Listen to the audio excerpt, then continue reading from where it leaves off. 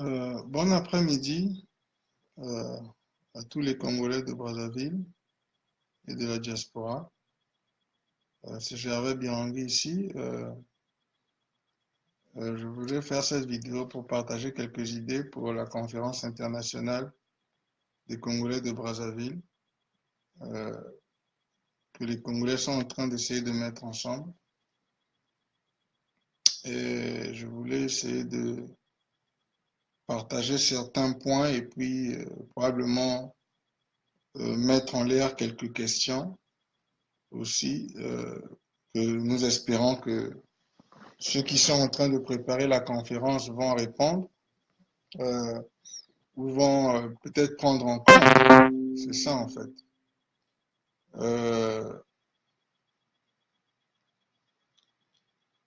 c'est vraiment avec plaisir que je veux faire cette vidéo.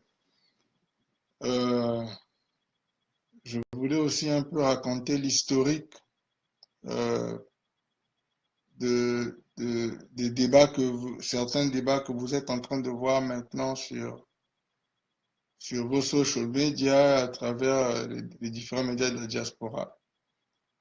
Euh, de ce que de gens d'idées que nous ici au nord, aux États-Unis en particulier, même au Canada, parce que nous travaillons toujours ensemble, même si nous ne sommes pas dans les mêmes mouvements, nous partageons les idées.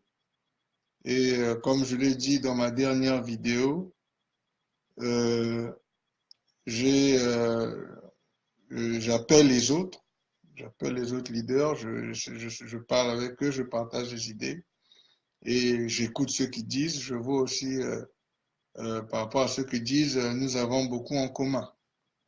Et bien sûr, quelques différences, comme nous ne sommes pas nous sommes des personnes différentes, mais le grand but, c'est que the big picture, ce que nous on appelle ici aux États-Unis, l'idée générale, c'est que nous sommes en concordance.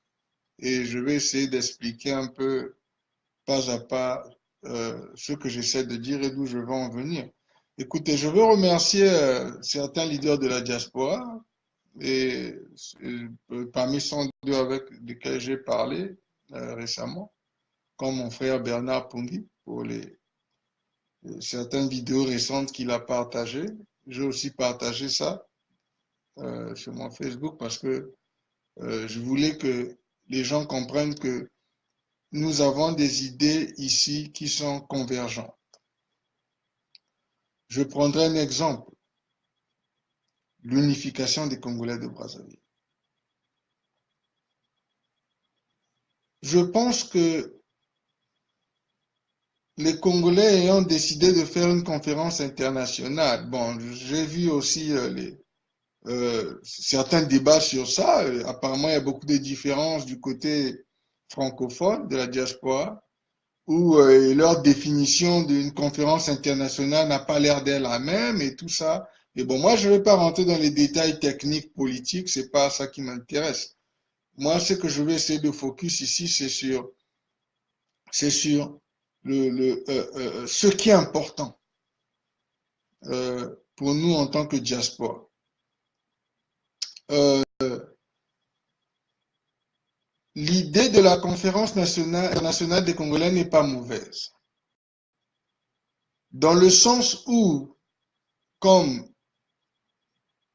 nous avons essayé d'expliquer aux Congolais il y a pratiquement 2 ans, quand BrazzaWeb a mis en place les web conférences, en 2016, nous avons commencé, avant que le FID 242 soit formé, parmi les débats qu'il y avait dans la diaspora, les débats qui étaient online, nous avons commencé à partager la mindset américaine qui poussait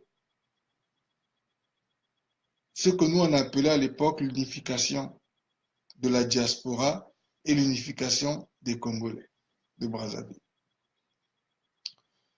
à ce moment-là, pendant les webconférences, j'avais fait une vidéo spéciale. C'était, je pense, même la dernière vidéo des webconférences que nous avions faite à l'époque, où j'avais présenté ce qu'on avait appelé la partie politique.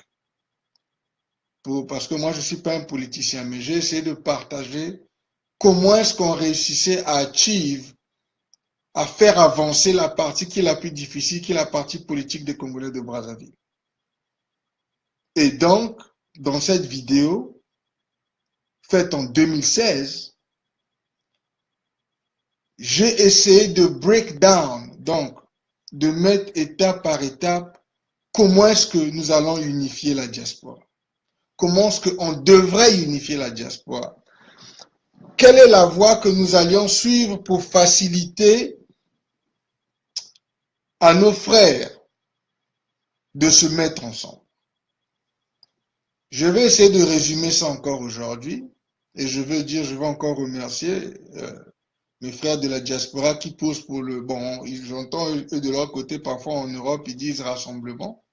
Je vais te remercier tous ceux qui posent pour ça. Je vais remercier récemment parce que mon frère Bernard Pungui, j'ai une certaine conversation avec lui j'ai vu ce qu'il a partagé récemment. C'était très très fort concernant justement l'unification des Congolais en parlant de la conférence internationale. Et j'ai vu, comme nous tous nous avions vu, qu'il a appelé les leaders, ceux qui sont en position de lead de la diaspora, qui veulent faire la conférence internationale, de travailler ensemble, de se mettre ensemble. Donc il a appelé ceux qui sont du côté de M. Boukadia, qui apparemment a pris le lead de la conférence internationale. Et nous avons aussi certains de nos frères de la diaspora qui sont en France, qui ne sont peut-être pas d'accord sur la manière dont ça se présente, mais eux aussi ils disent que en fait l'idée de la conférence nationale venait d'eux. Mais bon, nous n'allons pas, moi je sais pas les détails de qui avait eu l'idée avant, qui sont importants. Je pense pas que c'est ça qui est important. Ce qui est important, que Bernard Pungui a réitéré dans ses vidéos récentes, et je le soutiens pour ça, c'est que quelles que soient les différences que vous avez, et ça je l'ai dit dans le passé, c'est pas nouveau, c'est pas la première fois dont je parle de ça.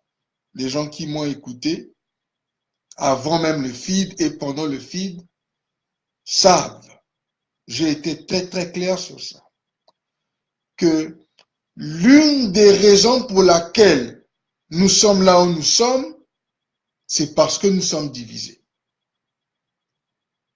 Nous sommes divisés.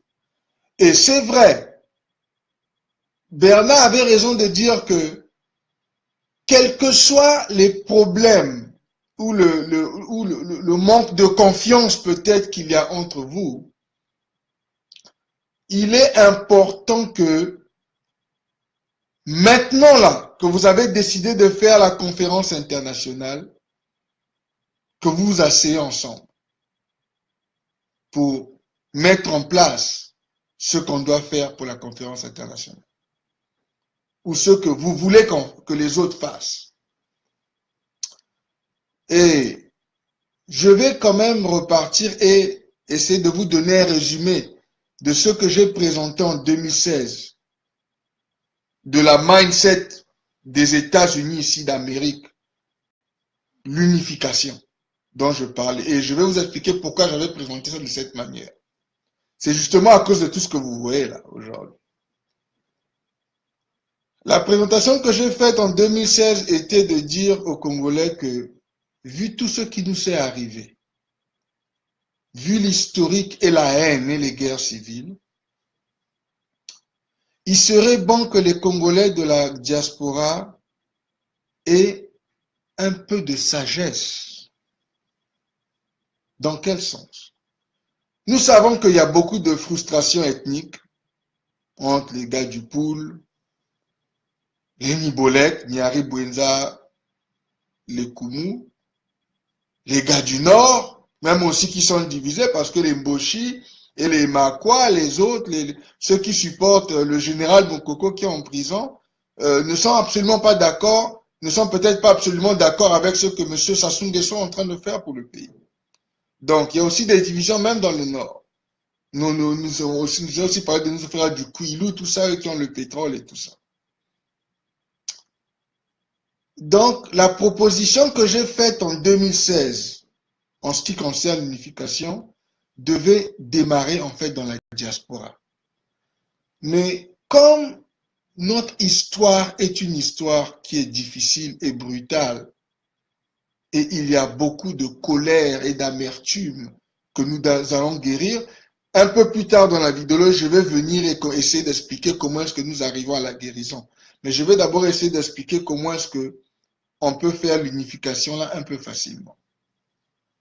Ce que j'avais suggéré à mes frères congolais de Brazzaville, et même, je me souviens à l'époque, certains frères du Congo-Kinshasa, les frères d'autres pays, de la Côte d'Ivoire, du Cameroun, étaient impressionnés et eux-mêmes, ils voulaient aussi prendre cette méthode-là et aller faire ça chez eux avec leurs ethnies parce que c'était un peu nouveau pour eux, cette manière de faire les choses.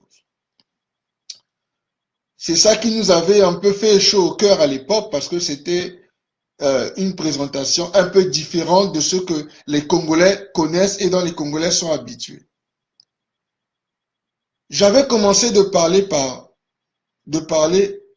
à mes frères du Poul. La raison pour laquelle j'ai commencé par mes frères du Poul, c'est parce que ce que mes frères du Poul dans notre histoire ont vécu, les douleurs, les guerres. Aujourd'hui, plus de 300 villages ont été massacrés dans le Poul. Mes frères du Poul meurent comme si ils ne faisaient pas partie du Congo-Brazzaville. Now, la raison pour laquelle j'ai parlé d'abord à mes frères du Poul, c'est parce que je savais que si mes frères du Poul prenaient la décision de suivre le pas d'unification, ça allait avoir un grand impact sur les autres, comme les Nibolek, les gars du Kouilou, même les gars du Nord, parce que même pendant que je parlais de ça, je me souviens, un de mes grands aussi nous a expliqué, même la division qu'il y a au Poul, les Bakongo et tout ça, les Balari, il y a une historique là-bas qui est deep dans les divisions, dans les trucs de génération en génération qui sont difficiles à mettre ensemble. C'est pour ça que parler aux frères du Poul en premier était, et en fait, l'une des parties les plus complexes de la situation dans laquelle nous sommes. Et ma suggestion était laquelle? Vu le fait qu'il y a beaucoup de partis différents, des frères ressortissants du Poul aux États-Unis, au Canada, en France et tout ça, et dans d'autres pays, l'Angleterre et tout, l'Allemagne, même en Afrique.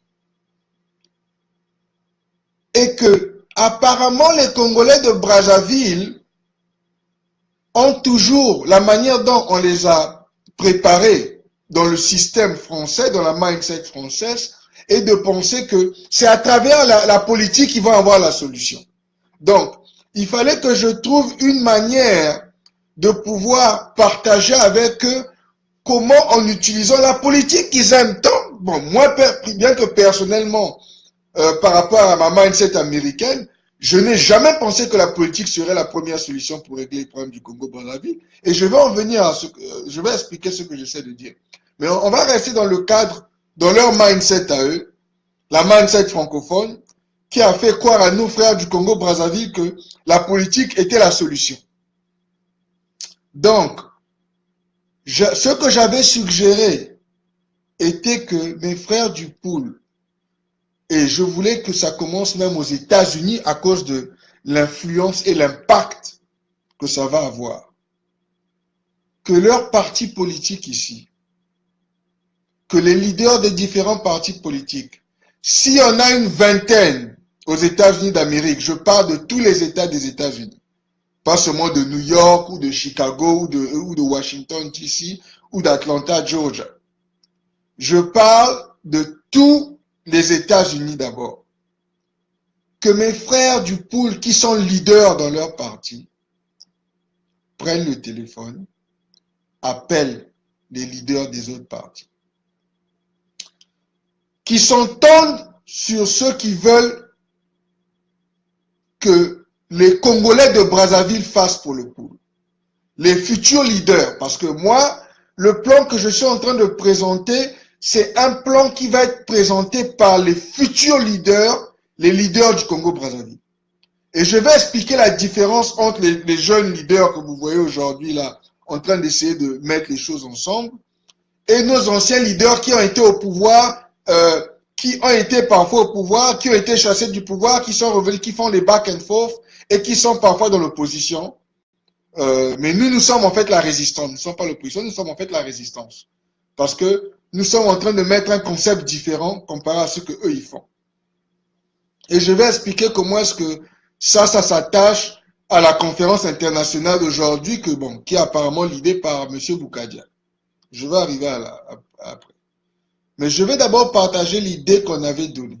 C'était que nos frères du pool qui ont des partis politiques ou qui ont des organisations, des ONG, mettent face comme un conciliabule ensemble de tous les partis des États-Unis, qui choisissent un nombre de leaders qui va représenter leur voix. Mais il faut d'abord qu'ils discutent ensemble pour savoir c'est quoi qu'ils veulent qu'on fasse pour le pool. Que vous soyez Bakongo ou Balari, it doesn't matter really, parce que quand on bombarde le pool, il n'y a pas une histoire de dire qu'il n'y a que les gars de Bakongo ou les Bakongo, les Balari, c'est-à-dire que les bombes ou les balles ne choisissent pas l'ethnie exacte. Ça affecte la partie dans laquelle eux, ils sont au Congo-Brazzaville. Donc, il faut que nous dépassions les haines ethniques qui se passent depuis des générations, rien que dans cette partie du pool. Comme je dis, je commence par le pool. Et donc, qu'ils aient le courage de parler ensemble et de tous ces partis-là, qui fassent comme un petit document. Nous avions fait le document à l'époque du feed. On l'a publié, on a fait publiquement, c'était gratuit. Mais c'est aussi bien que ce leadership-là commence à préparer un document de 3 ou 4 peut-être trucs basiques qui veulent qu'ils soient faits dans le pool right now, right away. Les premières choses. Tous les problèmes ne vont pas être réglés du jour au lendemain. Mais vous pouvez mettre sur la ligne 3 ou 4 trucs par lesquels que nous devions commencer à régler au pool. Donc, les priorités si vous voulez. Et je disais donc que si ça pouvait démarrer aux États-Unis, ça prend shape de la même manière au Canada, ça prend shape de la même manière en France, de la même manière en Angleterre, et ces leaders-là communiquent entre eux, et ils forment une coalition de représentatifs, donc comme un congrès du pool, qui va représenter la voix du pool. La raison pour laquelle j'ai voulu vous présenter ça de cette manière, et je vais vous dire, c'est parce que pour que vous gagniez la crédibilité, pour que vous puissiez dépasser la haine entre vous, vous auriez besoin de la majorité de support des gars du pool avec votre petit plan de 4 ou 5 points que vous avez préparé. Vous allez aller chercher ça.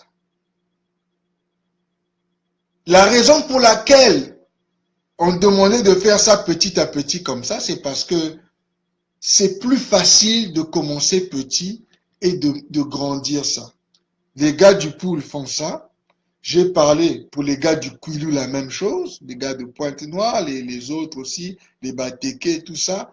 Si vous avez des partis, si vous avez des organisations, vous appelez les leaders, vous mettez 4, 5 points de ce que vous voulez qu'on fasse pour la région, les points principaux, et vous partagez ça avec les autres qui sont dans les autres pays de la diaspora, comme la France, l'Angleterre et tout ça. Et ça vous permet d'avoir comme un petit congrès de chez vous. Les gars du Nyari, de la Bouézan et des Koumou, la même chose. Et après, nous sommes même allés, j'ai même demandé aux frères du Nord qui sont au pouvoir. Parce que le fait qu'ils sont au pouvoir veut dire que eux aussi, ils ont un plan qu'ils veulent qu'on fasse pour le Nord. Que ce soit les Makwa, que ce soit les Mboshi, que ce soit les autres, qu'eux aussi ils fassent leur plan. Les gars de la diaspora d'abord. Avant qu'on aille au pays, il faut que... Parce que le pays doit voir que ça peut se faire. La raison pour laquelle la responsabilité est lourde sur les épaules des gars de la diaspora, c'est parce que les gars de la diaspora devraient lancer cette machine-là d'unification. La raison pour laquelle c'était plus facile de proposer ça de région, de département en département, c'est parce que ça permettait d'accélérer un peu les discussions. C'est-à-dire qu'une ethnie ou un département ne se battent pas pour le leadership, mais qu'en fait, ils agrient de choisir un certain nombre de leaders qui vont représenter ceux qui veulent qu'on fasse dans ce département-là. Maintenant, la partie de l'unification vient où, quand chaque leader que les partis là où ces organisations l'ont choisi vont venir emmener le plan de leur région, c'est là où maintenant le Poul, le Nord, le Nyari, la Bouézan, les Koumou, le Kwilu, en fait, ces leaders-là se réunissent sous donc quelque chose, un emblème qui est comme ce que vous appelez vous aujourd'hui la conférence internationale de la diaspora. Mais nous, quand on a parlé de ça en 2016, on n'avait pas donné de nom dessus. On avait juste donné le concept de comment est-ce qu'on pouvait accélérer, donner aux Congolais, si vous voulez, un chemin sur l'unification de la diaspora. Et nous avions la confidence, quand on a présenté ça à l'époque, que les Congolais allaient soutenir ce mouvement parce que ça n'a jamais été fait. Voilà. Donc, le fait de créer cette symbiose-là va inspirer les Congolais de Brazzaville de commencer à travailler un peu sous le même, sur la même mindset. Mais nous savons qu'il y a des différences parce qu'il y a une histoire là-bas de ceux qui sont à soi-disant l'opposition, puisque nous sommes la résistance. Il y a une différence parce que eux, ils sont là-bas avec le pouvoir en place, c'est un peu différent, il y a beaucoup de jeux politiques qui se passent, c'est pour ça que nous n'avancions pas. Donc, c'est pour ça que le poids de l'unification, en fait, est sur les épaules des leaders de la diaspora. Donc, quand quelqu'un comme Bernard Pungui ou mes autres frères qui viennent parler de s'asseoir, de forcer les Congolais, les autres à venir s'asseoir, s'il faut aller dans une salle, comme il disait, on peut se battre, mais on sort de là avec un machin commun, un plan commun. C'est ça que nous avions présenté dans la partie, la vision politique pour la diaspora et donc le Congo-Brazzaville. Donc, aujourd'hui, il y a une opportunité qui est là. Vous avez appelé cette opportunité conférence internationale. Ok. Mais la conférence internationale ne peut pas se faire sans qu'il y ait une coalition de la majorité des représentants, des leaders de la diaspora qui ont agree, qui sont tombés d'accord. La raison pour laquelle on a break ça down, on a essayé de mettre ça en départements différents, c'était pour faciliter justement à nos frères de, ok, tu sais quoi, je vais d'abord parler avec les gars de chez moi, on va trouver un consensus, on va trouver notre liste de 4 points, et maintenant, je vais appeler le leader, les gars du Nyari, et nous allons discuter, dire, ok, nous on a notre liste, voilà ce que nous on présente. Les gars du Nyari aussi vont faire la même chose, dire, ah, nous on a notre liste, et que bon, on va appeler nos frères du Nord, ah, nous on a notre liste, voilà ce que nous allons faire, ah, on va appeler nos gars du Kouilou, nous on a notre liste, et maintenant nous venons tous ensemble, chacun avec nos listes de chaque partie du Congo, nous mettons ça sur la table, et donc, la conférence donc internationale devient donc comme une place pour nous pour débattre. Mais débattre avec une force que vous n'avez jamais eue parce que cette fois, vous avez pu demander l'avis des autres. Et donc, vous pouvez venir avec beaucoup de confidence pour dire que vous avez la majorité, vous représentez la majorité de votre région parce que vous avez mis les autres ensemble. Vous avez unifié la région. Et la crédibilité monte parce que maintenant, ceux qui sont au pays de cette région-là vont voir que, ah, nous avons des gars du pool là-bas qui ont pris, qui se sont mis ensemble, qui ont mis les 4 machins qui vont nous aider ici au pool. Et numéro 1 exemple, on arrête la guerre doit s'arrêter au pool. Et je vais expliquer comment on arrive là, quelque part. Mais je veux d'abord expliquer, et c'est que vous comprenez, la procédure, parce que c'est ça qui est difficile à faire, à cause de la haine. Donc, je suis obligé d'aller pas à pas. Ça n'a pas l'air très beau. Ça a même l'air tribal au début. Parce qu'il y en a qui l'ont mal pris. Il y en a qui ont dit, mais attends, tu es en train de parler, on fait ça par région, c'est du tribalisme. Non, c'est pas le tribalisme. C'est pour faciliter la communication d'abord de ceux qui sont proches entre eux et maintenant, après, ils unifient avec ceux qui ont des idées un peu différentes d'eux. Mais comme nous sommes tous des Congolais, nous devons travailler ensemble. Chacun emmène ses 4 points, on met sur la table et on discute devant le peuple congolais, devant les médias comme vous voyez ce que nous sommes en train de faire avec les Facebook Live. Il y a beaucoup de médias congolais de la diaspora. C'est maintenant très simple à faire. C'est plus difficile comme à l'époque du monopartisme où il n'y a que Télé Congo qui publiait ce que les Congolais pensent. Avec l'Internet, on a la force et c'est même ça qui a fait que aujourd'hui, vous voyez que ce mouvement de la diaspora, en fait, a beaucoup de support. Je vous le dis, nous avons beaucoup de support. Nous avons beaucoup de support des Congolais de Brazzaville. Parce qu'ils voient que nous voulons aller d'une manière différente. Et je vais expliquer la différence de leadership par rapport aux jeunes de la diaspora et aux anciens. Donc, qui sont au pouvoir et qui ont été au pouvoir. Ça aussi, c'est une topique en elle-même. La raison pour laquelle nous avons présenté de cette manière, c'est parce que on voulait faciliter d'arriver à une place comme la conférence internationale. Et je crois que j'ai vu une des vidéos de M. Boukadia où il parlait d'effectivement qu'il voulait la représentation de chaque région, chaque partie du Congo.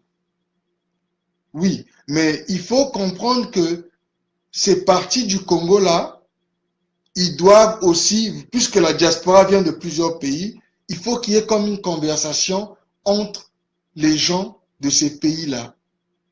Et qu'il est comme une main, on se mette la main, on se salue pour dire que, ok, moi, exemple, de la région du Nyari, je suis d'accord que on donne la parole à monsieur, exemple, je donne un exemple, un tel, pour qu'il représente le Nyari. C'est cette partie-là qui n'est pas faite. Vous ne pouvez pas aller à une conférence internationale sans avoir consulté, discuté avec les leaders de chez vous. Que ce soit par région ou que ce soit en commun. En commun, c'est difficile parce que nous avons des problèmes un peu différents.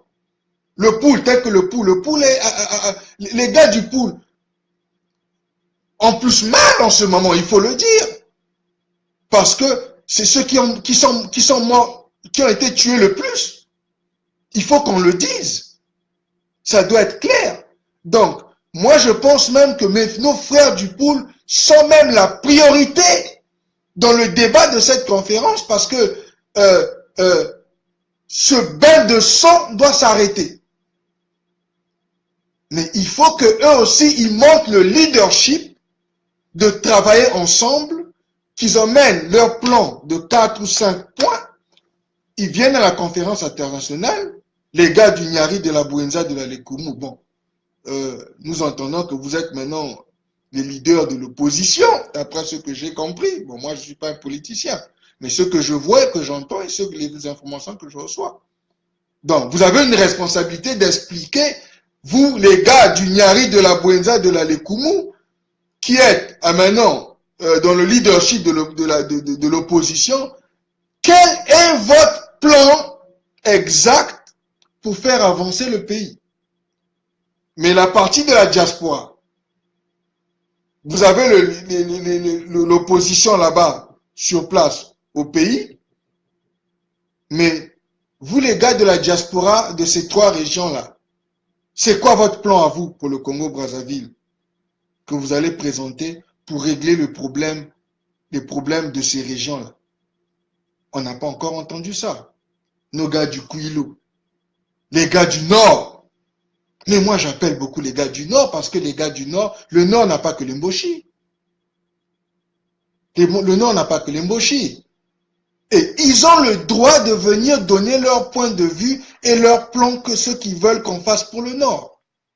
Je veux le dire clairement. Je veux le dire très clairement. Ils sont Congolais de Brazzaville, ils ont le droit de eux aussi venir présenter leur machin. Et c'est là où quand vous avez consulté ces partis-là de la diaspora, et que ces partis, chaque département a choisi ses leaders-là maintenant, c'est ceux-là qui viennent parler en votre nom à la conférence internationale. Parce que vous avez pu achieve ce que nous on a appelé à l'époque une majorité de 51%. C'est tout ce que vous avez besoin de 51%. On n'a pas besoin de 100%. Il y a personne, il y a aucune ethnie ici qui va avoir 100% de ces gens d'accord avec ceux qui vont mettre sur la table. Ce que nous on essaie de dire, c'est qu'on avait au moins besoin de 51% parce que ça fait la majorité. Même s'il y a 49% qui ne sont pas d'accord avec leur propre gars de leur propre ethnie, c'est pas grave, mais il y a une majorité qui est là, c'est eux qui vont représenter cette partie, qui vont parler au nom de cette partie du pays. C'est ça l'unification que nous on avait présentée en 2016. La mindset du Nord. Moi je ne suis pas politicien, mais on a voulu faire ça pour aider nos frères qui sont politiciens ou qui veulent être politiciens un jour. Écoutez, c'est pas mauvais. Moi, je l'ai dit à mes frères, hein. C'est pas mauvais si tu veux être président du Congo demain. Sassou n'a pas besoin de tuer ceux qui veulent être président. Il n'a pas le droit de tuer les Congolais qui veulent être président dans le futur. Et je vais venir au Sassou et au Parti colonial du travail, je vais expliquer comment est-ce que... je vais leur parler tout à l'heure, mais je vais d'abord rester sur mes frères de la diaspora. Donc, vous avez le droit. Vous voulez être ministre un jour. Vous voulez être dans le gouvernement. C'est pas un péché, mes frères. Je vais vous le dire clairement. Le problème, c'est pas ça. Le problème, c'est comment est-ce que vous êtes en train de faire pour arriver là-bas. Si le prix à payer pour le peuple congolais, c'est que vous recevez de l'argent sans rien construire, ou vous recevez de l'argent parce que vous avez accepté de verser le sang de l'autre ethnie, vous n'êtes pas différent de Sassou Nguesso. C'est ça que nous combattons. C'est pas le fait que tu veux devenir président ou député. On a entendu, il y a beaucoup de gens qui veulent apparemment devenir député dans la diaspora. Le problème, c'est pas ça. Le problème, c'est toi, en tant que Congolais de la diaspora ou leader de la diaspora qui veut devenir député au Congo-Brazzaville, quel est le plan que toi tu vas apporter qui est différent des députés qui sont là-bas qui ne font rien? C'est ça le vrai débat. Donc, c'est pour ça que une idée comme la conférence internationale, en fait, est bonne. Mais je veux encore vous dire, c'est pas dans le sens dans lequel vous vous emmenez ça, parce que le sens que moi j'ai compris de la conférence internationale dont vous parlez, vous voulez aller pour demander aux étrangers de régler les problèmes pour vous. Voilà un autre problème. Le problème du Congo-Brazzaville n'est pas un problème américain. Je m'en fous de combien de trips vous faites aux États-Unis ou de combien de congressmen vous allez parler. Les Américains ne vont pas régler le problème du Congo-Brazzaville. Je vais être clair. Moi, nous, on vit aux États-Unis. Je vais vous le dire clairement. Et pour votre information aux Congolais de Brazzaville qui ne sachent pas, les gars de Donald Trump sont des racistes. Moi, je vis au sud, ici. Si on vous explique les lois qui passent contre les Noirs aux États-Unis, qui est les gens de leur pays, c'est pas le Congo-Brazzaville qui va aider. Il faut que vous fassiez très attention avec cette conception de pensée. C'est ça qui nous a menés là où on est. Parce que vous avez tout fait avec les Français. Toutes les décisions ont été prises par les Français. Les Français ont choisi les leaders. Les Français nous ont armés, on s'est entretenu entre nous. C'est ça qu'il faut changer maintenant pour la diaspora. C'est pas de répéter les mêmes erreurs que nos grands frères, nos parents, nos grands-pères ont commis. Le sens de la conférence internationale dont vous parlez, c'est d'attendre la signature ou l'autorisation des Américains n'est pas votre solution. La solution, elle est congolaise. D'abord. C'est pour ça que c'est un travail très dur d'unifier les Congolais de Brazzaville, parce qu'il faut avoir le courage de trouver la solution entre nous d'abord, avant d'aller faire les partnerships avec les Blancs, les mêmes Blancs qui nous ont couillonnés depuis 60 ans. Mais oui, c'est ça la vérité. C'est ça que les gens ne veulent pas entendre, parce qu'ils ne veulent pas changer la manière de faire les choses. On nous traite de rêveurs, où on dit que tout ce qu'on fait, c'est parler sur les social media. Mais nous disons la vérité. Une conférence internationale ne doit pas être une opportunité pour aller demander la solution chez les Américains ou chez les Français ou chez les Canadiens. Vous devez venir avec votre papier de solution et demander un partnership, mais je vais vous parler de l'autre partie que vous n'avez même pas encore faite.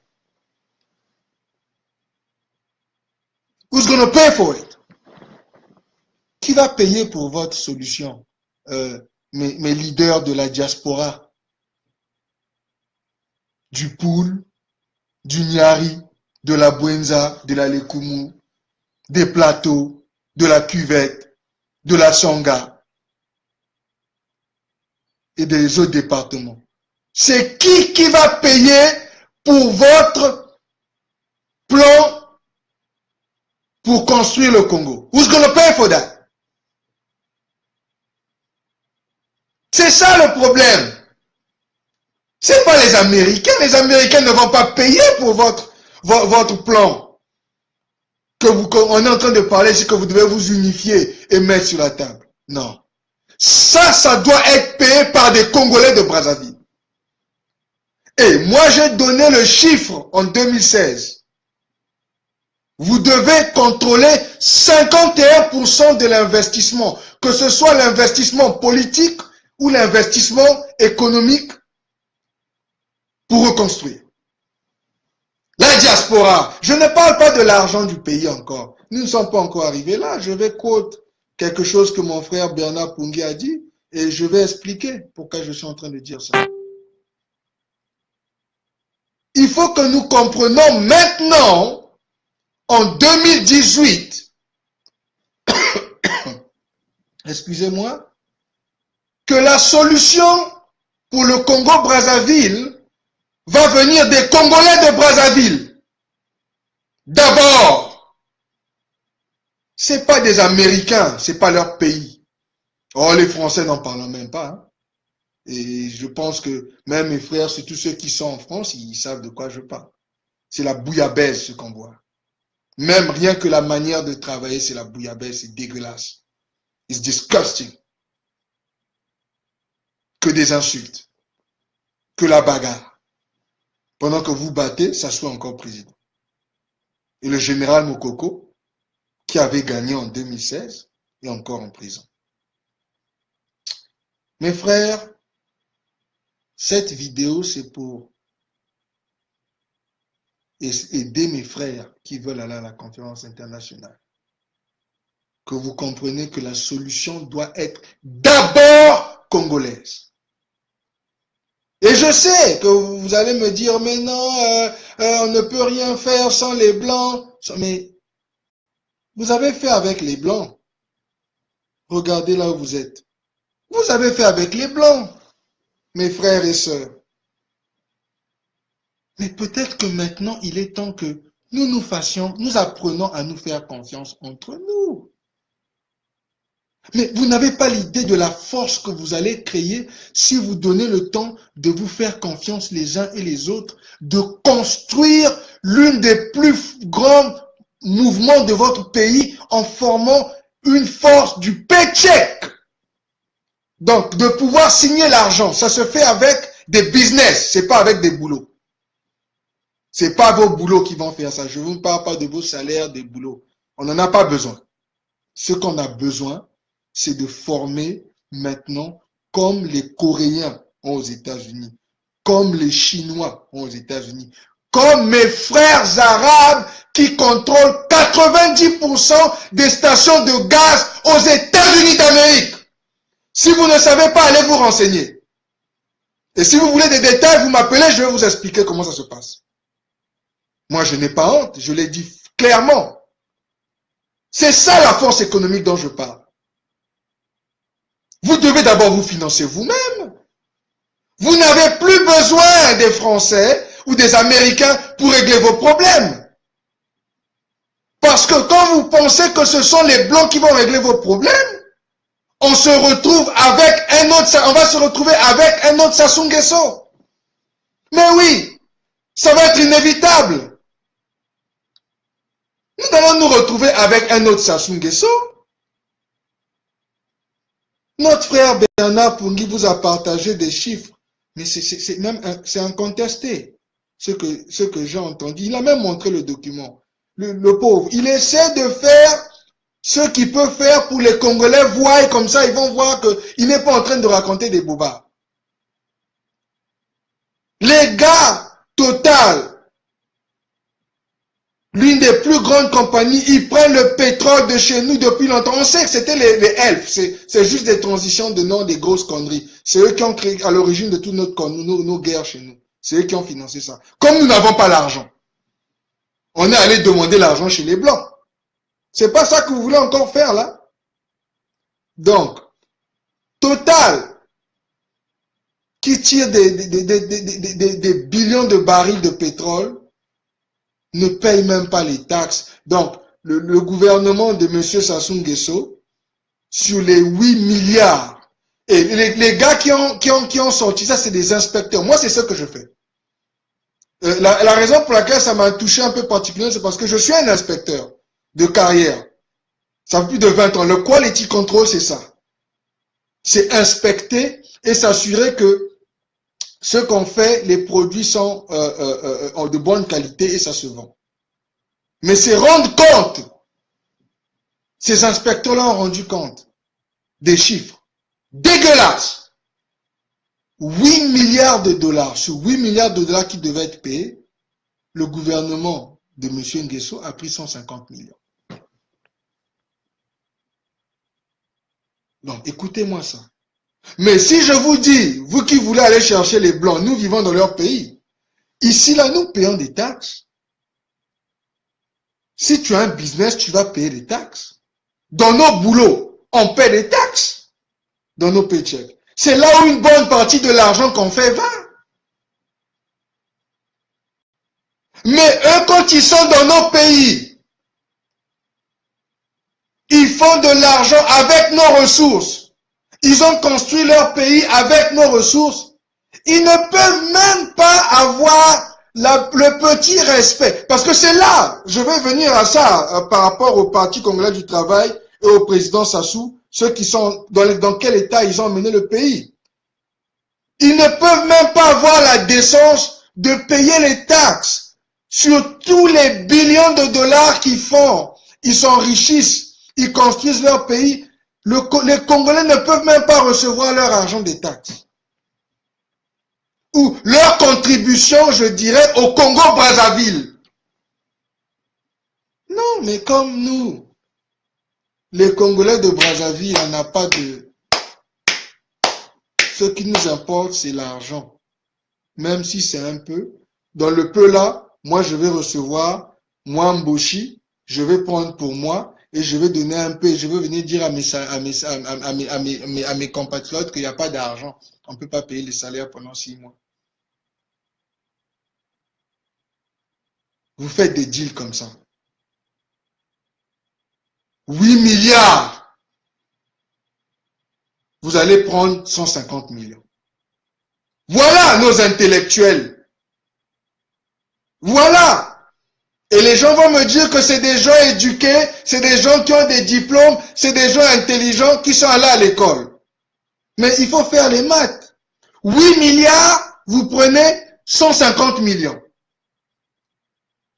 Donc, ça veut donc dire, je vais essayer de donner une translation pour vous les Congolais de la diaspora, que ces compagnies-là travaillent for free, gratuitement.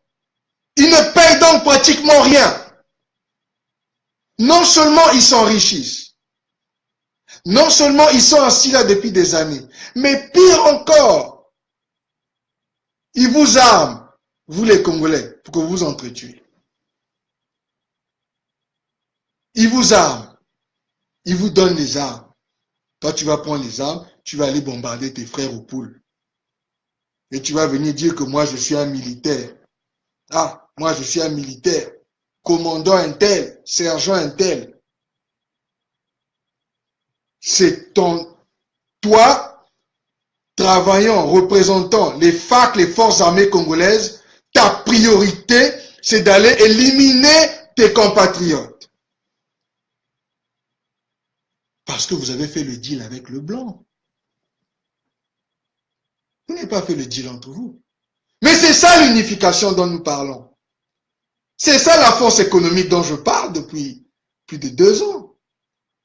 C'est pour avoir le pouvoir et la force de changer ça. Mais ça doit sortir de la diaspora. Vous ne pouvez pas aller à une conférence internationale des Congolais si vous n'avez pas commencé à avoir ces discussions et régler ces problèmes-là entre nous d'abord. Avant d'aller demander les Nations, j'entends les Nations Unies n'ont rien à foutre. Les Nations Unies, c'est les Américains. Les Américains qui disent qui va où, qui fait quoi, c'est eux qui paient le plus d'argent les Nations Unies. Il faut qu'on arrête vos histoires des Nations Unies. La France, je ne parle même pas de la France. Je vais vous laisser dire la France. Parce que moi, je suis tellement dégoûté par ça, par la mindset, par ce qu'ils ont fait chez nous. Je vais vous laisser, vous, politiciens, aller dire la France. Moi, je vais vous expliquer comment est-ce que nous, on fait ça entre nous-mêmes, Congolais. D'abord! C'est ça, ce dont nous parlons. Vous voyez vos frères venir parler sur Internet, tout ça. Ils sont fatigués. Ils sont fatigués. Ils ont le droit d'être fatigués de ce qu'ils sont en train de voir. Hein, mes frères? C'est de ça dont c'est ce qu'on essaie de vous dire.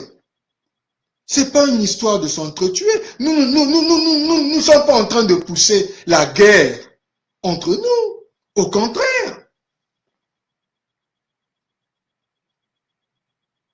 Donc, il faut que nous arrêtions de penser que la solution vient des autres. Il faut que nous ayons le courage de nous asseoir et de commencer à régler ces problèmes-là. Ça va être difficile. On n'a jamais dit que ça allait être facile. Nous ne sommes pas d'accord sur tous les points. C'est vrai. Mais nous pouvons démarrer quelque part. Nous sommes suffisamment intelligents. Nous avons suffisamment de connaissances pour le faire. Nous n'avons pas besoin de la signature d'un blanc. Mais nombreux d'entre nous sont français, mais moi je ne sais pas. Cette histoire de penser que non, vous êtes canadien, vous êtes américain, je ne comprends pas. Il y a toujours ce complexe de penser que c'est le blanc qui va venir régler pour vous. Mais aujourd'hui, nombreux d'entre vous, vous avez 2-3 nationalités. Mais si tu es français aujourd'hui, tu étais né au Congo, mais prends ta carte de français, aide le Congo. Avec ce que la France fait chez nous, toi aussi sois intelligent. Ah, voilà ce que les Français font chez nous. Bon, est-ce que moi, je ne peux pas utiliser ma partie de français pour aider mes frères congolais de la diaspora à mettre un plan qui va aussi favoriser le peuple congolais? C'est ça qu'on cherche ici, mes frères et sœurs. C'est de ça dont nous parlons quand on parle d'unifier les Congolais. Même si on le fait à pas de canard, mais le problème, c'est d'arriver à ce point-là où nous avons chaque département à son papier, sa feuille de route, vous appelez ça, vous les francophones. Une petite, même, c'est trois, on n'a pas besoin de tous les problèmes. On menait 3 problèmes qu'on peut régler right away, que la diaspora peut aider à régler. 3 problèmes du Poul, 3 problèmes du Niboland, ou de la Niari, si vous voulez séparer du Diaré, 3 problèmes de la Bouenza, 3 problèmes de la Lekumu, 3 problèmes du Nord, même les Mboshi. Aussi, ils ont des problèmes, c'est pas parce qu'ils ont le pouvoir. Mais c'est pas tous les Mboshi qui soutiennent Sassou. Il faut aussi qu'on le sache. Et je vais le dire et je vais même parler à mes frères Mboshi. C'est pas tous les Mboshi qui soutiennent Sassou. Vous allez être très choqués. Tous les Mboshi ne sont pas d'accord de ce qu'il est en train de faire quand il tue nos frères au poule. C'est pas vrai. Ne vous leurrez pas. C'est parce que vous n'avez pas donné à ces Mboshi-là une alternative qui va les arranger eux aussi, qui va faire avancer eux aussi leur vie. Ou les Makwa, ou les autres gardes du Nord. Mais il faut leur donner, give them an opportunity to jump on board. Donnez-leur une opportunité de venir travailler avec vous. C'est parce que vous n'avez pas le... Vous n'adressez même pas, vous ne les regardez même pas. Vous êtes tellement fâchés que vous ne voulez même pas parler avec eux. Tous les Mboshi ne sont pas Nguesso. Ah oui, je vais vous le rappeler. Tous les Mboshi ne sont pas des Nguesso.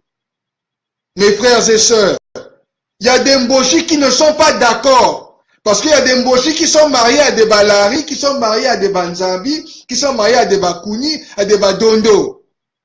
Ils ne sont pas d'accord qu'on tue les autres. Et vous devez parler à ces Mboshi-là. Et les autres du Nord, les autres qui sont aussi maltraités au Nord, il faut parler avec eux. Leur donner le soutien, prendre leur feuille de route et leur dire que quand nous on arrive là, on arrive au pouvoir, moi je voulais être ministre, je voulais être président, je voulais être ceci, voilà mon plan pour vous.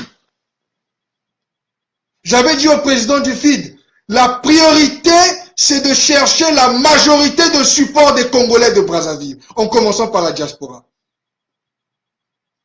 C'est ce que j'avais dit au président du FID, Freddy Mahongo. La priorité, c'est de chercher la majorité de support des Congolais de Brazzaville.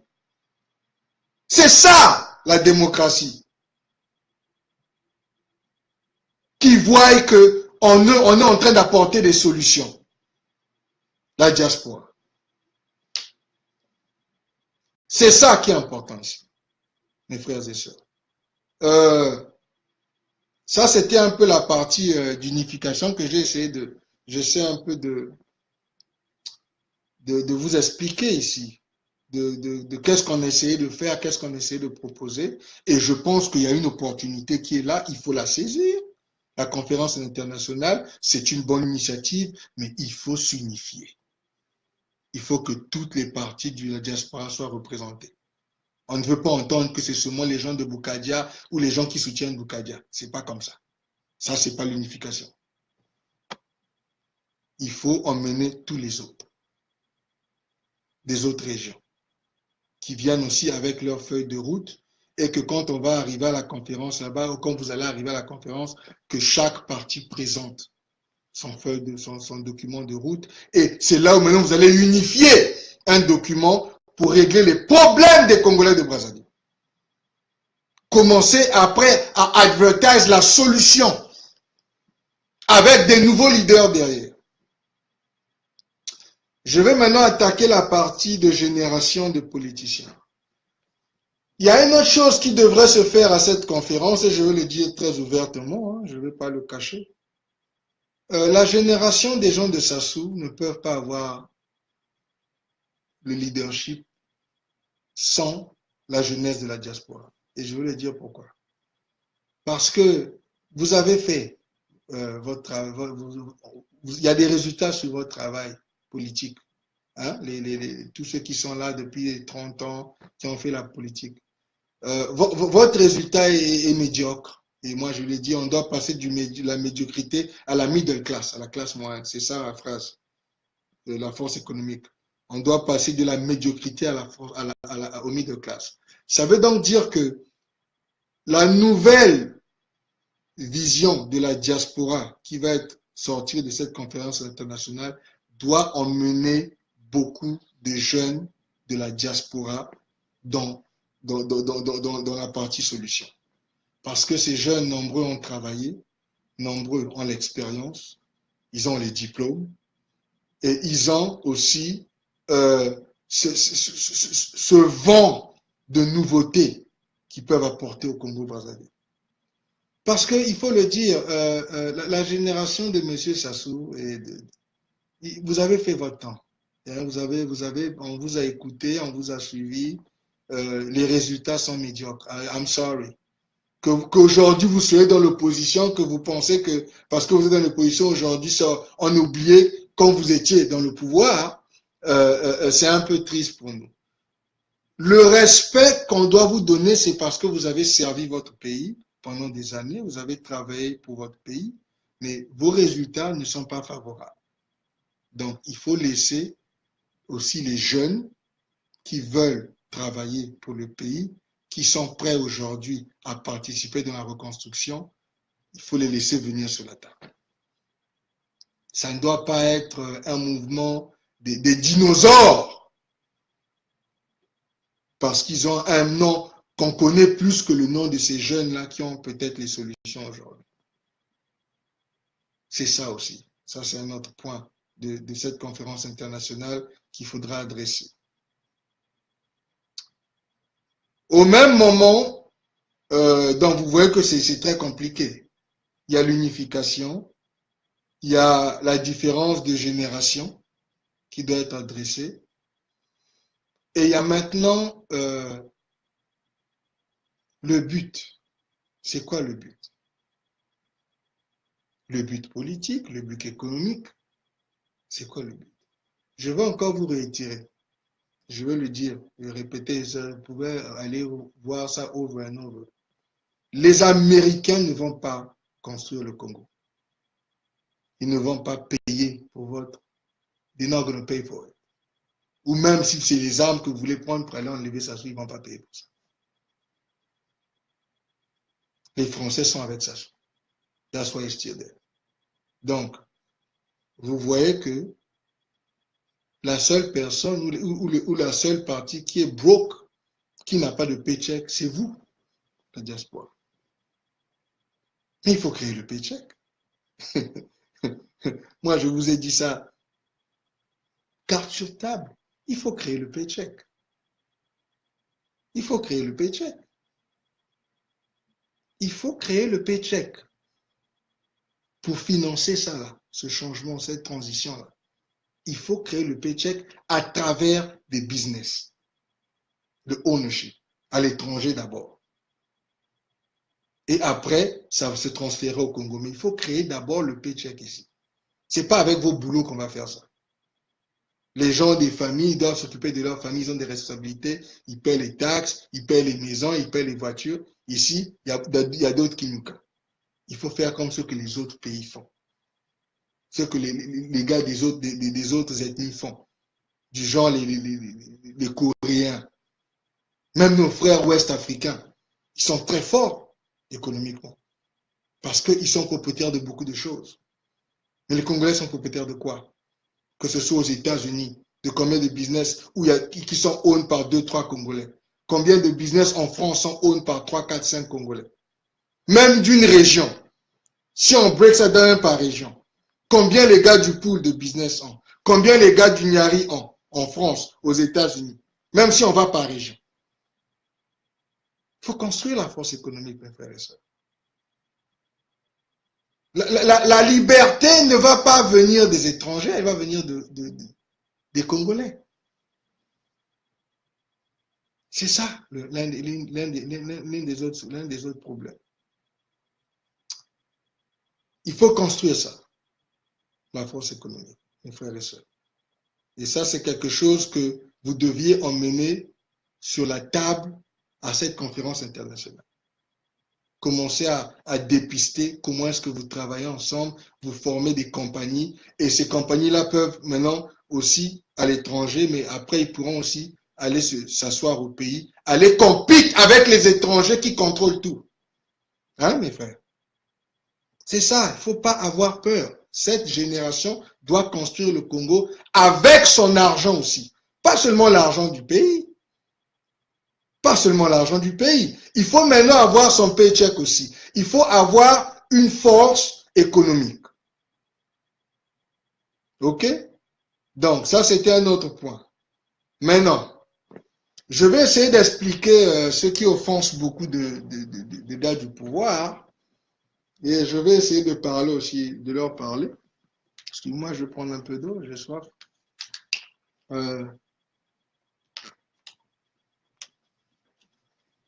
Je vais parler de la solution pour une bonne partie de la diaspora et je vais essayer d'expliquer à mes frères du Nord, donc ceux qui sont au pouvoir et au Parti congolais du travail, pourquoi est-ce qu'une bonne partie des Congolais qui sont à l'étranger pensent que la meilleure manière pour que les choses changent au Congo, c'est de renverser le président Sassou Nguesso. Donc, de faire un coup militaire, comme vous entendez parfois dans les social media. Mais la raison pour laquelle nos frères sont arrivés à cette conclusion, mes frères du Nord, c'est parce que vous aussi, vous avez fait aucun effort pour inclure les autres. Vous avez emmené une manière de faire les choses où tout doit être fait pour vous, entre vous. Mais le Congo, c'est un pays de 4 millions. Donc, vous avez soulevé tellement de haine contre vous que nos frères, je sais que parmi eux, il y en a même qui ne sont pas intéressés par faire couler le sang des Congolais. C'est pas ça qui les intéresse. Ce qui les intéresse, c'est pouvoir construire ou faire partie de la construction de leur pays. C'est pas de faire couler le sang des Congolais. Mais à cause de la manière dont vous les avez traités, de ce que vous faites, les histoires de mettre les prisonniers, d'enfermer les gens, de tuer les gens, d'empoisonner les gens, tout ce que nous entendons que vous faites, vous avez poussé ces frères-là à une conclusion qui est que il faut que Sassou meure. Mais quand vous entendez les Congolais parler de ça, que ce soit en France ou aux États-Unis ou au Canada ou en Angleterre, vous les gars du PCT, les supporters de M. Nguesso, vous êtes offensés. Mais vous êtes offensés pourquoi? C'est vous qui avez créé la situation dans laquelle vous avez mis les 3/4 du pays qui vous est. C'est une situation manufacturée dans l'égoïsme. Mais Lemboshi, mais vous pouvez régler ce problème-là, je vais vous le dire, je vais vous expliquer comment vous pouvez le régler. Ça va choquer certains de mes frères parce que je sais qu'ils ne s'attendent peut-être pas à ça. Mais je vais vous aider. Parce que je veux aider le pays. Je veux aider le Poul, je veux aider le Niari, la Bouenza et les Koumou. la sanga, la cuvette. Je suis congolais comme vous. Je vais vous aider à essayer de résoudre ce problème-là que vous avez créé où une bonne partie veulent vous tuer. Ils veulent vous tuer parce que vous ne voulez pas partager, mes frères. Vous avez mangé pendant 40 ans. Vous lidez le pays, back and forth. 2 guerres. C'est vous qui êtes à l'origine avec l'argent des Français. Que les Français vous ont donné. C'est l'argent du Congo, mais bon, on vous a armé. Pire encore, en 90 ans, vous allez prendre les Angolais pour taper, pour gagner la guerre. On sait comment vous avez gagné la guerre, c'est avec les Angolais. Donc, c'est encore avec les étrangers que vous avez gagné. C'est ça notre histoire.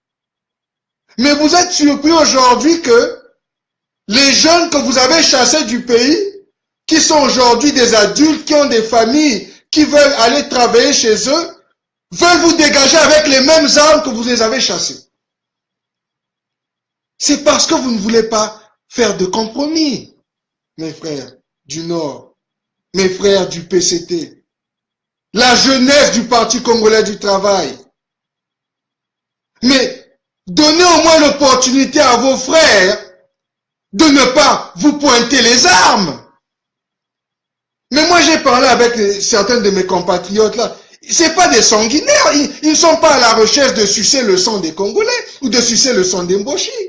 Et je vais dire ça clairement au peuple Mboshi. C'est pas une histoire de tuer les Mboshi, de wipe out les Mboshi du map.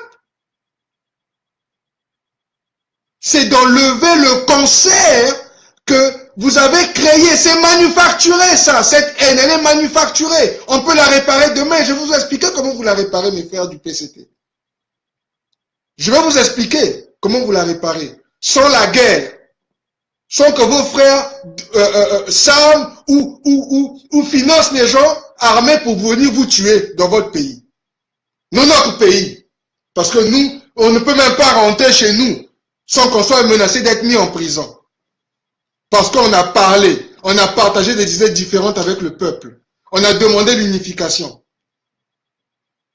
Mais vous ne pourrez pas arrêter ce mouvement-là. Parce que ce mouvement n'est pas un mouvement attaché à une personne. Ça va être unifié à des centaines de Congolais. Avec des centaines de Congolais. Et nous avons déjà le support de thousands of Congolese right now. Donc, je vais parler à mes frères Mboshi. Vous devez comprendre que cette situation de M. Denis Sassou Nguesso ne sera pas éternelle. Le président Mobutu n'était pas éternel, le premier Kabila n'était pas éternel, Saddam Hussein est parti, celui qui était en Égypte est parti pendant 40 ans. Vous allez partir un jour, mais je vais essayer de vous aider dans la transition de départ, de comment ça, vous pouvez le faire. Si vous êtes un peu, si vous voulez écouter un peu la partie des Congolais, la haine que vous avez engendrée dans notre pays, comment est-ce qu'on va commencer la guérison de ça? Parce que c'est surtout ça dont on a besoin. L'unification, c'est pour guérir cette plaie-là, cette plaie qui est grande, et que beaucoup ne voient pas la solution, mais de prendre les armes contre vous. Mais il y a une manière de vous, on peut le faire. Et je vais parler de ça aujourd'hui. Je veux dire que je comprends mes frères comme les Bernard Pungui qui le disent, et il y en a d'autres aussi que j'ai entendu qui le disent, notamment certains sont beaucoup de la France et même au Canada.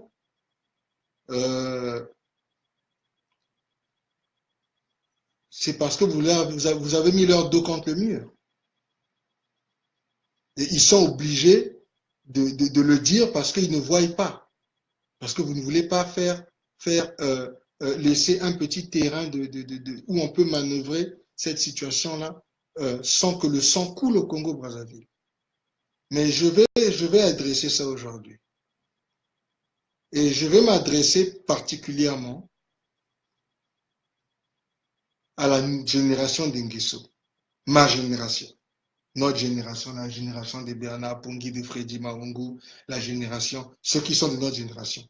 Pas nos parents, pas les parents de nos parents, pas les M. Sassou Nguesso, pas cette génération-là. C'est déjà foutu. c'est trop tard. Ils sont allés trop loin. Ils ne peuvent pas régler ce problème. Mais ce problème peut être réglé par notre génération. Et je crois que c'est ça le plus grand challenge historique que nous sommes en train de faire ici, entre nous.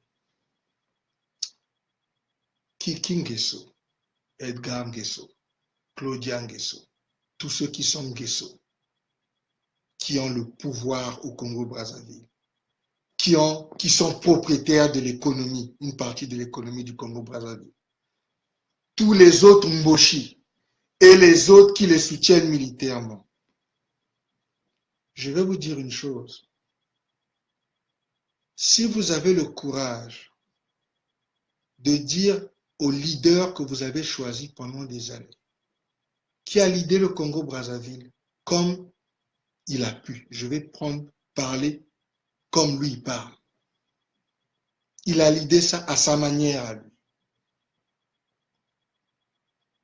Il a fait son temps.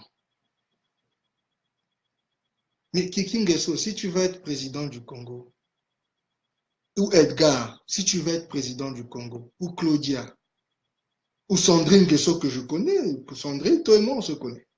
On étudie ensemble. Et tu connais un peu comment moi je réfléchis. Je suis comme ça depuis le pays. C'est pas aussi aux États-Unis que je parle comme ça. Je parlais comme ça depuis que j'étais étudiant au Congo. Mais demandez à votre père et oncle, avec tout le respect que vous lui devez, et les généraux qui l'entourent, demandez au président Denis Sassou Nguesso de prendre sa retraite peacefully. Je vais répéter. À tous les enfants de la génération de Nguesso et ceux qui les soutiennent du Nord, demandez au président Denis Sassou Nguesso de prendre sa retraite. Il a servi son pays pendant plus de 40 ans.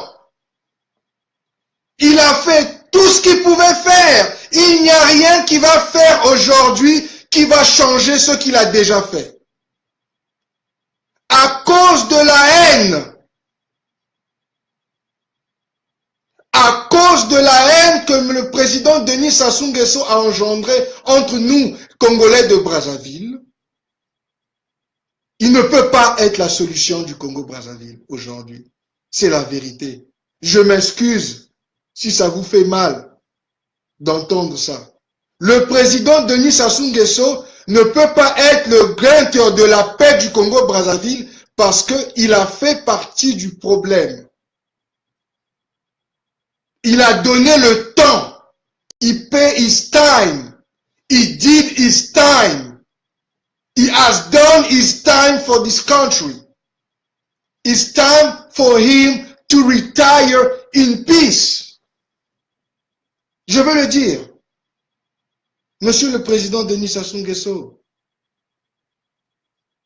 Edgar Kiki, dites à votre père, à votre oncle, à votre leader de tribu, à votre patriarche de prendre sa retraite. Ça va éviter une guerre civile.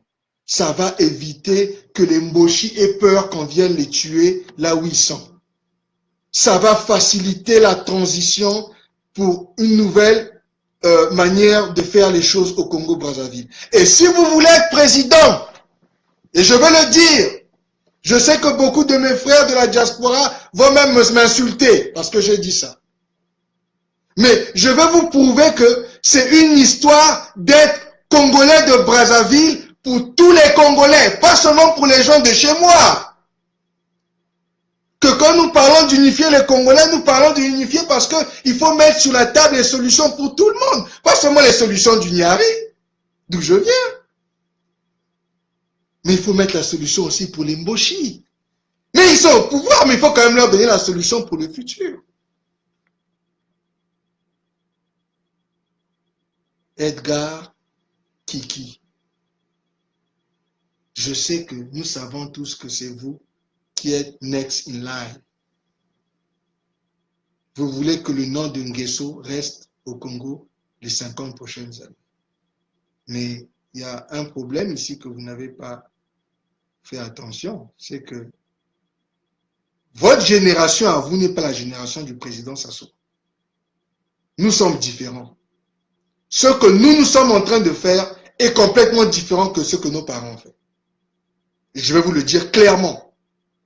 Et nous allons gagner la majorité de support des Congolais de Brazzaville. Ça, je vous le garantis. Ce que vous voyez là, c'est historique. La haine ne va pas continuer. Pas comme vous croyez. Je vous le dis. C'est à vous de commencer la guérison du Congo-Brazzaville. Parce que vous avez le pouvoir.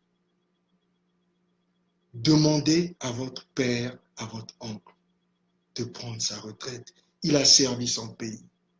On n'est pas d'accord sur les résultats qu'il a apportés au Congo-Brazzaville. On ne va jamais être d'accord sur ça. Parce que vous voyez les choses de manière différente. Vous avez touché des billions de dollars pendant les 40 ans.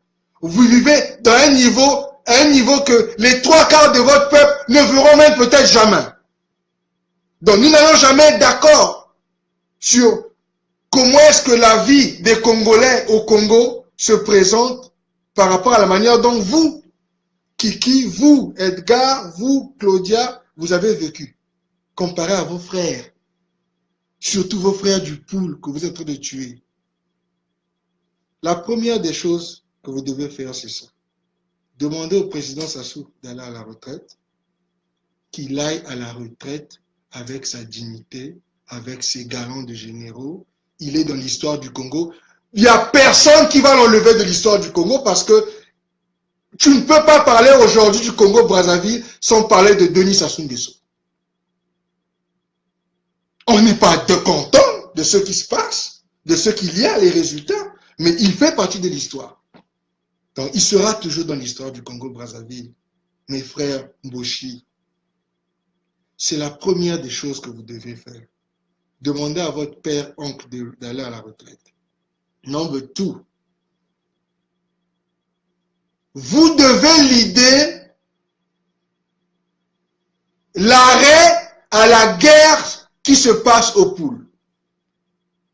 Vous, notre génération, là, les jeunes, c'est vous qui devez faire arrêter cette guerre. Ce n'est pas votre père. Il ne va pas arrêter. Parce que lui, c'est ça qu'il connaît. Et c'est comme ça qu'eux, ils ont appris. L'indépendance. Il faut tuer les autres pour rester. Il faut faire couler le sang de l'autre pour être au pouvoir. C'est ça qu'ils ont appris. C'est comme ça qu'ils ont fait avec les Blancs. C'est pour ça que vous voyez que nous, on challenge aujourd'hui les deals que vous avez fait les Blancs, parce que le deal que vous faites avec le Blanc, c'est de tuer vos frères. Donc, le président Sassou ne va pas ajouter une pierre aujourd'hui au Congo-Brazzaville. Mais je veux le dire, j'ai pas envie de le dire, mais je veux le dire, Kiki Nguesso, Edgar, vous pouvez en fait ajouter une pierre si vous réfléchissez, vous êtes intelligent. Vous pouvez changer cette situation-là. Vous pouvez le faire. Parce que nous savons que vous avez l'argent. Nous savons que vous avez l'influence dans l'armée. Nous savons que vous avez aussi même l'influence avec les Français. Nous le savons. C'est pas nouveau. It's not a secret anymore. Demandez l'arrêt de la guerre du pool. C'est les deux choses. Ces deux choses-là vont redonner aux 3/4 des Congolais qui ont la haine contre vous une raison de vous laisser venir sur la table et faites votre proposition du nord d'Mboshi. Comme on a demandé aux gars du pool de venir faire leur proposition pour le Congo. On a demandé aux Nibolek de venir faire la même chose. On a demandé aux gars du Koulé de venir faire la même chose. It's a powerful move who will transform our country without une goutte de sang. Mais vous devez comprendre, Nguesso, que votre père ne va pas rester là à vida eterna. Il devra partir un jour. Le problème que nous sommes en train de discuter ici, entre vous et nous, c'est comment il part. Et moi, je ne me cache pas, je viens vous proposer devant le peu, là où je pars, il y a des Congolais qui me regardent, des leaders de la diaspora, ils sont là en direct en train de regarder ce que je suis en train de dire. Vous avez deux moves que vous pouvez faire.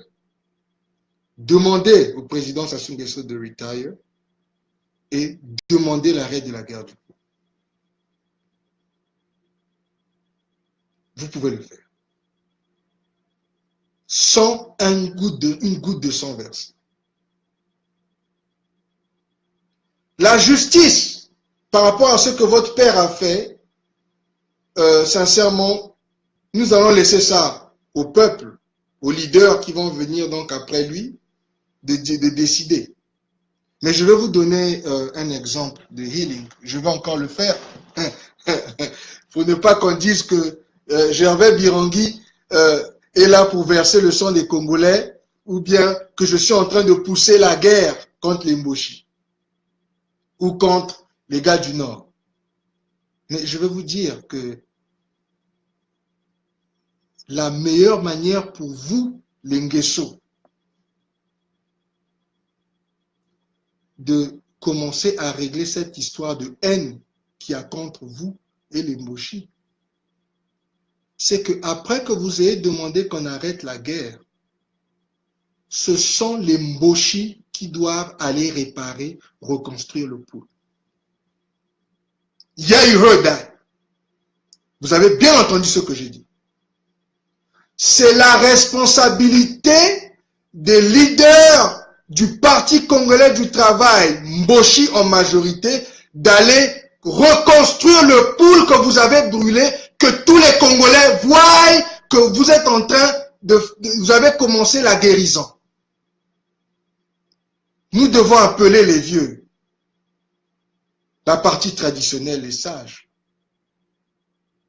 comme ils ont fait au Rwanda, pour guérir les blessures de la guerre de 10 ans.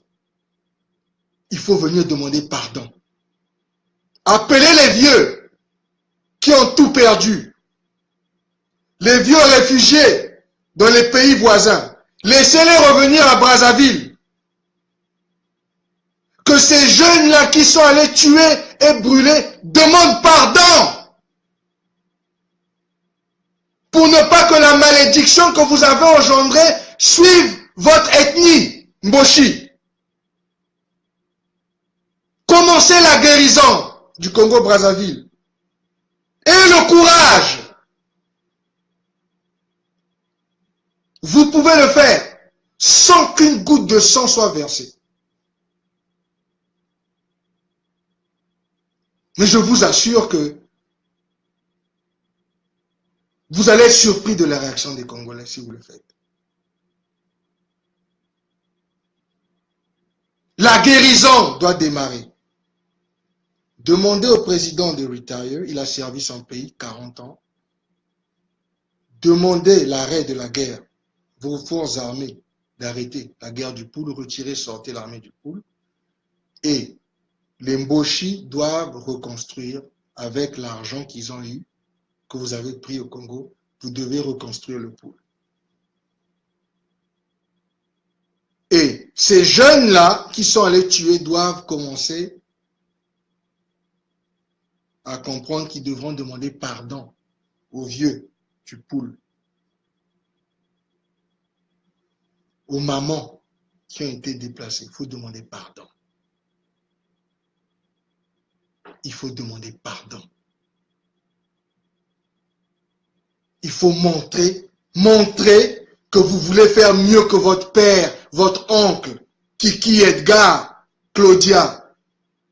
Montrez une dignité. Vous êtes des gens fiers, les Congolais, c'est un peu fort. Montrez que la dignité veut aussi dire qu'on peut s'humilier et aller demander pardon pour ce que notre père a fait.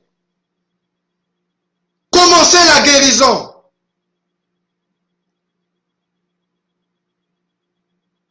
Et je vais dire aussi que le pasteur Toumi aussi doit demander pardon de la situation dans laquelle il a mis son propre peuple. Et arrêter les hostilités de son côté. Et les autres régions doivent soutenir cette partie, doivent venir être comme médiateurs entre les Mboshi et les gars du pool pour que la guérison commence. Mais elle doit être l'idée par les Nguesso. C'est ça le début d'une transition du pouvoir que votre papa a eu pendant plus de 40 ans. Parce que vous pensez qu'il n'y a que la haine, que tout le monde veut vous tuer. Non, moi je vais vous donner des solutions aujourd'hui. Comment vous guérissez les plaies que votre papa, votre père a infligées, ou votre oncle a infligées au Congo-Brazzaville. Vous avez la solution, vous avez l'argent. Mais vous avez la solution pour démarrer cette guérison-là aussi. Pour que nos frères de la diaspora, ce soit un peu plus facile pour eux de faire leurs conférences, de venir avec leur parti. Et il faut s'asseoir avec eux et commencer à construire le pays ensemble. Donner l'opportunité à la jeunesse, à la nouvelle génération. Pas seulement aux vieux, hein, on connaît là. Vous êtes là, les up and down avec Sassou Nguesso. Nombreux d'entre vous aussi, il faut le dire, doivent aller à la retraite. Que ce soit l'UPADS, le MCDDI, ou nombreux doivent aller à la retraite.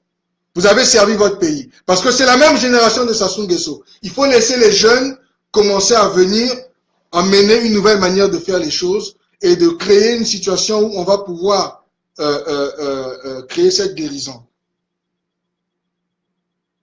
Et donc, vous voyez que mes frères du Nord, vous avez une part dans cette réconciliation, dans cette transition, dans cette guérison pour le Congo-Brazzaville. Bien que vous ayez le pouvoir, vous avez les armes, vous avez l'argent.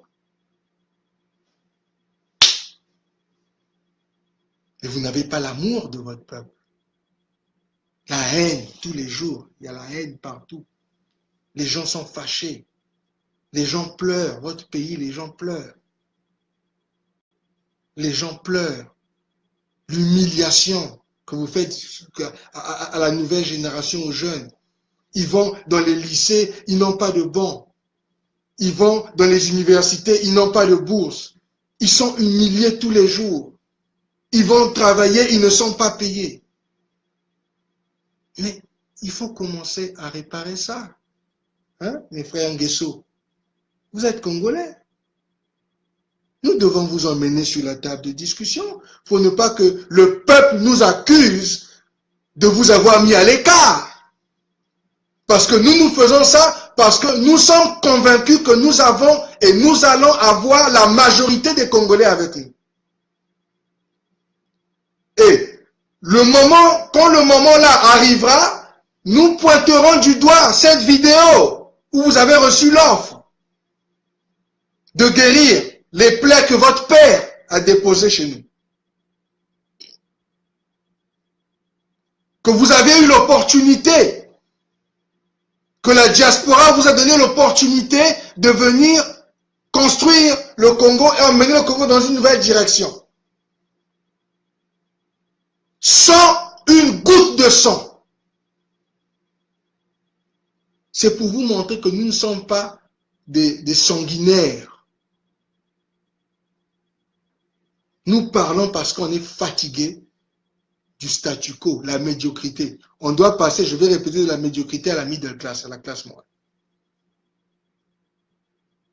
Et donc ça c'est, si vous voulez, l'opportunité pour vous, Mboshi, pour vous, le Parti congolais du travail, pour vous, les enfants Nguesso, qui se comportent comme si le Congo vous appartenait, de commencer à faire cette transition-là, pour qu'il n'y ait pas de bain de sang, pour que vos frères ne cherchent pas à s'armer pour pouvoir vous chasser, ou vous tuer, ou vous pendre comme on a pendu Saddam Hussein, ou vous tuer en public comme on a tué Kadhafi. C'est pas beau ça. Ou vous coupez les oreilles devant la télé comme on avait coupé les oreilles de Samuel Doe. C'est ça que vous voulez pour votre père, pour votre oncle? Il faut qu'on soit... Est-ce que réellement c'est ça que vous voulez que les Congolais voient? Qu'on égorge votre père comme un mouton devant le peuple?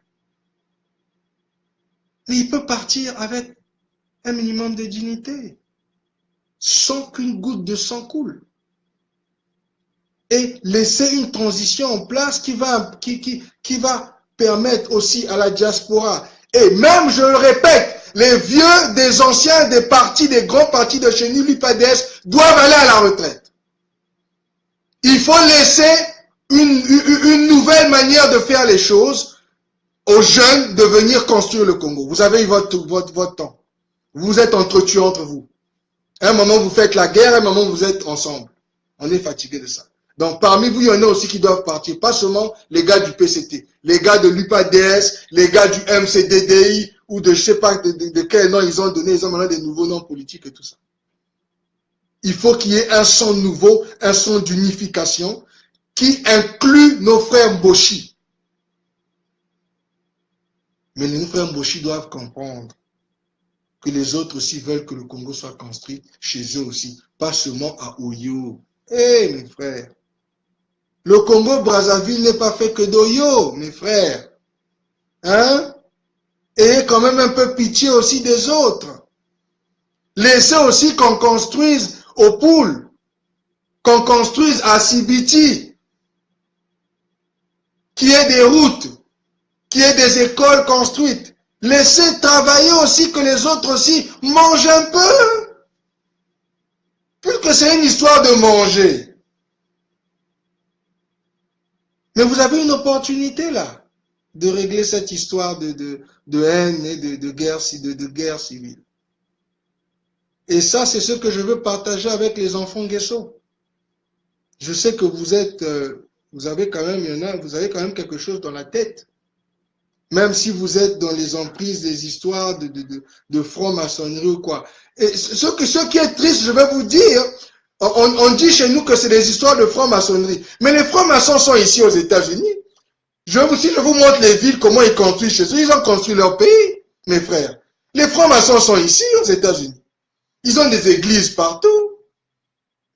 Il y en a même qui se baladent avec les signes de la franc-maçonnerie sur leur voiture. Ils sont fiers d'être de la franc-maçonnerie. Vous savez pourquoi eux, ils sont fiers d'être de la franc-maçonnerie? Parce que leur franc-maçonnerie chez eux construisent. C'est un peu bizarre que vous, votre franc-maçonnerie à vous, c'est une franc-maçonnerie de destruction. Où vous devez tuer vos peuples, sacrifier vos peuples, créer des guerres entre vous. Mais les Blancs, leur franc-maçonnerie dans leur pays construit. Avec les ressources de chez vous. Il faut arrêter. Hein?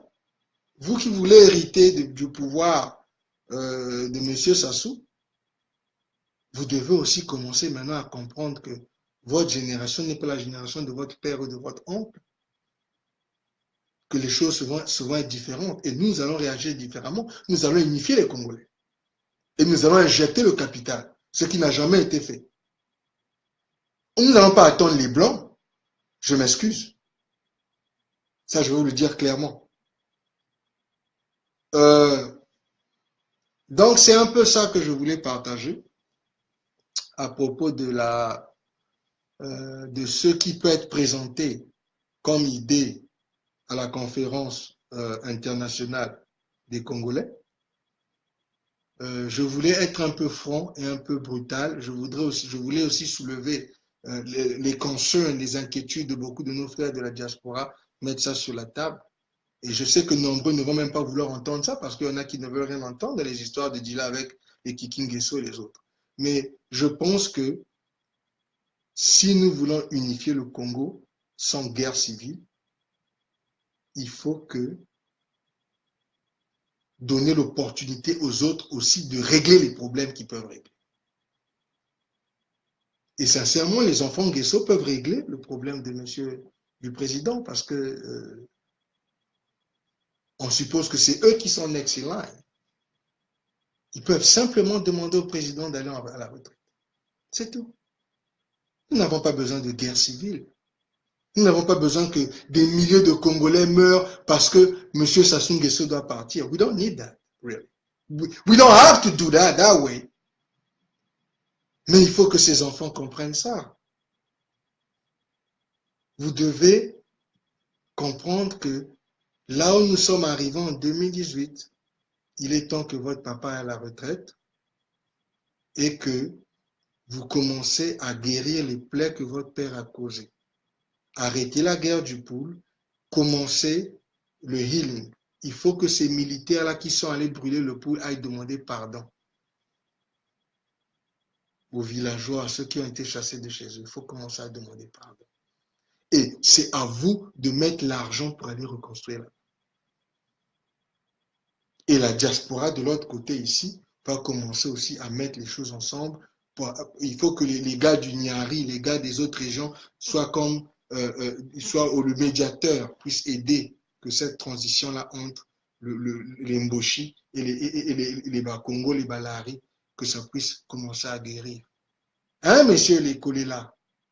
Je n'ai pas voulu sortir votre nom parce que je n'ai pas envie de dire ce que je pense de ce que vous avez fait du Congo-Brazzaville. Moi, je suis Brazzavillois.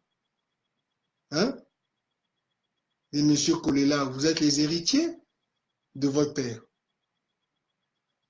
Vous devez commencer à pousser vos frères, enfants de Sassou, à arrêter cette guerre du pool et de demander à monsieur Sassou d'aller à la retraite, que la guérison commence.